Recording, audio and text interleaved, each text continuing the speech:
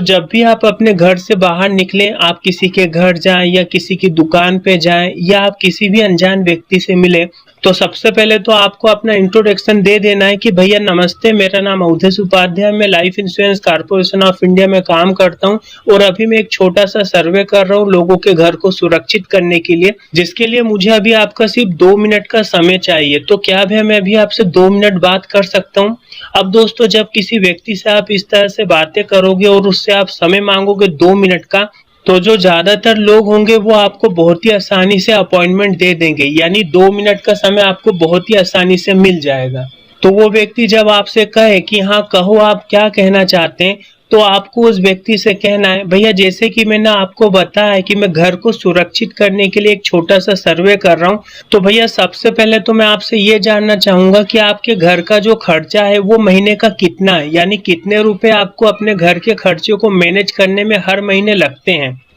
अब दोस्तों, जब आप किसी व्यक्ति से ये सवाल पूछोगे तो वो आपको एक अमाउंट बताएगा और ज्यादातर जो लोग होंगे वो आपको ज्यादा से ज्यादा ही अमाउंट बताएंगे। कोई व्यक्ति आपसे कहेगा कि मेरे घर के जो खर्चे हैं वो 20,000 रुपये महीने का मुझे लगता ही लगता है, कोई कहेगा कि मेरे घर के जो खर्चे उन्हें मैनेज करने के लिए 10,000 लगता है, तो कोई व्यक्ति कहेगा 15,000 लगता है, हो सकता है कोई व्यक्ति कहे कि 50,000 रुपये लगता है।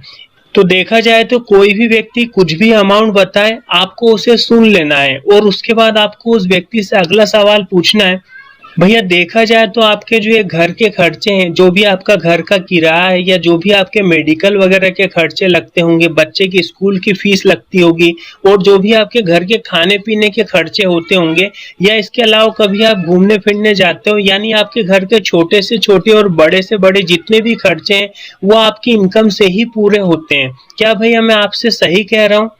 अब दोस्तों, वो व्यक्ति आपको हाँ कहेगा, वो यही बोलेगा कि हाँ मैं जो भी पैसा कमाता हूँ उसी से ये सारे खर्चे मैनेज होते हैं। उसके बाद आपको उस व्यक्ति से कहना है, तो भैया देखा जाए तो ये जो आपके घर के खर्चे हैं ये पूरी तरह आपकी इनकम के ऊपर डिपेंड है। तो भैया मैं आपसे जानना चाहूंगा, यदि आपकी जो ये इनकम है कभी बंद हो जाती है या बहुत कम हो जाती है, तो उस कंडीशन में जो है आपके घर के खर्चे हैं क्या ये कंटिन्यू चलेंगे या ये भी कम हो जाएंगे? अब वो व्यक्ति आपसे कहेगा कि मेरे जो घर के खर्चे वो थोड़ो ना कम होंगे, वो तो लगेंगे ही लगेंगे, मेरे जो खाने पीने के खर्चे हैं या घूमने फिरने के खर्चे हैं, यानी घर के जो भी छोटे बड़े खर्चे हैं वो तो पैसा लगेगा ही लगेगा। यदि मुझे इनकम कम मिलेगी तो हो सकता है मैं खर्चे थोड़े कम करूं, लेकिन ज्यादातर कंडीशन में मैं कितना भी कम करूं ज्यादा अमाउंट कम नहीं कर सकता। तो दोस्तों, जब वो व्यक्ति आपको इस तरह से जवाब देता है तो इसके बाद आपको उस व्यक्ति से कहना है, तो भैया मैं आपको यही बताना चाहता हूँ कि आज जो आप इनकम कमाते हो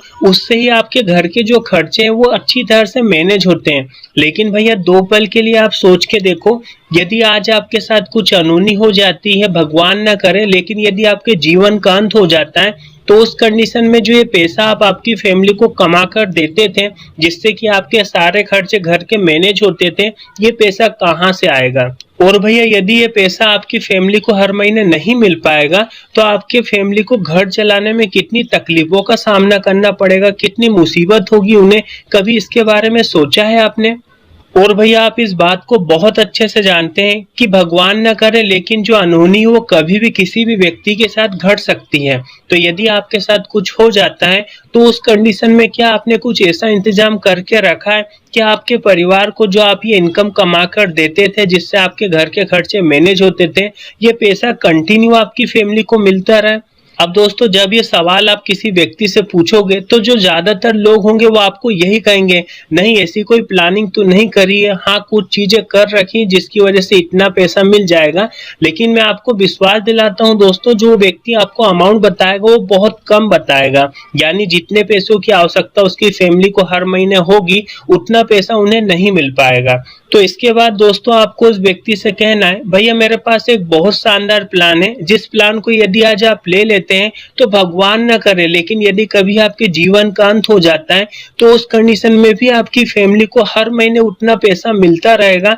जितना कि आप कमा कर लाकर देते थे, जिससे कि आपकी फैमिली सारे खर्चों को अच्छे से मैनेज कर पाती थी। तो भैया क्या आप उस प्लान को जान करके अपने घर को सुरक्षित करना चाहेंगे? अब दोस्तों जब इस तरह से बातें आप किसी व्यक्ति के साथ करोगे तो वो व्यक्ति आपको यही कहेगा, हाँ कौन सा प्लान है, कैसा प्लान है, बताओ मुझे, समझाओ मुझे। अब जब वो व्यक्ति आपसे कहे कि हाँ प्लान बताओ, तो आपको वहीं पर अपना प्लान नहीं बताना है। आपको उस व्यक्ति से कहना है, भैया ये जो समय है मेरा अपॉइंटमेंट लेने का है, यानी अभी मैं आपके पास सिर्फ अपॉइंटमेंट लेने ही आया हूँ। हाँ मीटिंग में जब मैं आपके पास आऊंगा उस समय मैं आपको सारी चीजें डिटेल में बताऊंगा। और भैया कौन सा प्लान है, कैसा प्लान है और इसके क्या क्या बेनिफिट आपको मिलेंगे, वह क्या बेनिफिट आपकी फैमिली को मिलेंगे, ये सारी चीजें जानने और समझने के लिए आपको 20 मिनट का समय देना होगा। और भैया ये 20 मिनट का समय आपको अभी नहीं देना है, क्योंकि भैया अभी मैं आपके पास सिर्फ अपॉइंटमेंट लेने के लिए ही आया हूँ। तो बताइए भैया मैं आपसे कल मिलूं या परसों।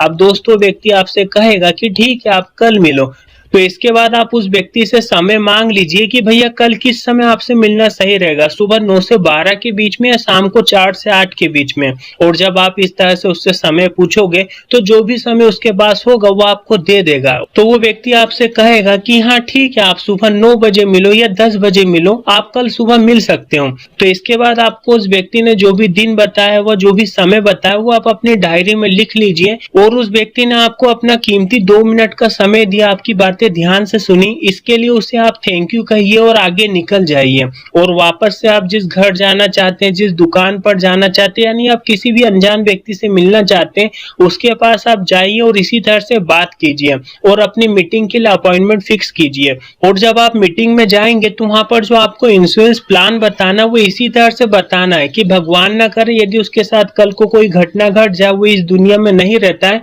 तो उसकी फैमिली को इतना क्लेम मिल जाए जो यदि उसकी फैमिली बैंक में रखे तो जो उसका ब्याज मिले वो ब्याज उतना हो जितना कि वो व्यक्ति हर महीने अपनी फैमिली को पैसा कमा कर देता था। और दोस्तों मैं आपको विश्वास दिलाता हूं कि यदि आप उस व्यक्ति को अच्छे से इंश्योरेंस प्लान बता पाएंगे उसके घर के खर्चों को सुरक्षित करने के हिसाब से, तो वो बहुत ही आसानी से अपने घर को सुरक्षित करने के लिए आपसे इंश्योरेंस पॉलिसी खरीद लेगा।